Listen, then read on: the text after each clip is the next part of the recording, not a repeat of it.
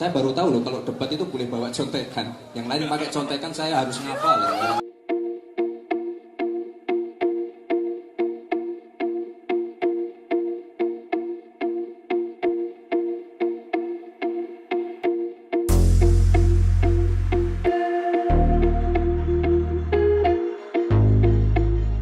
Orang-orang Manado tuh hebat-hebat semua ya.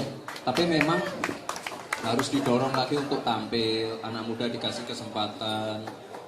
Anak muda diremehin itu biasa. Ya, diremehin biasa. Nanti tinggal tunggu timing aja untuk pembuktian ya.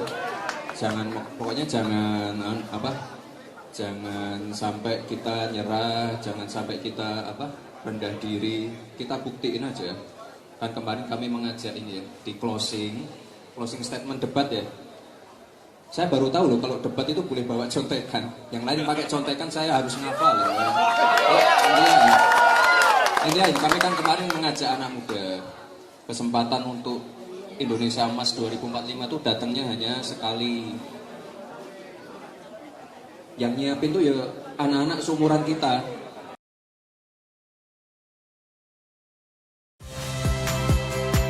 Saya Valentina Sitorus.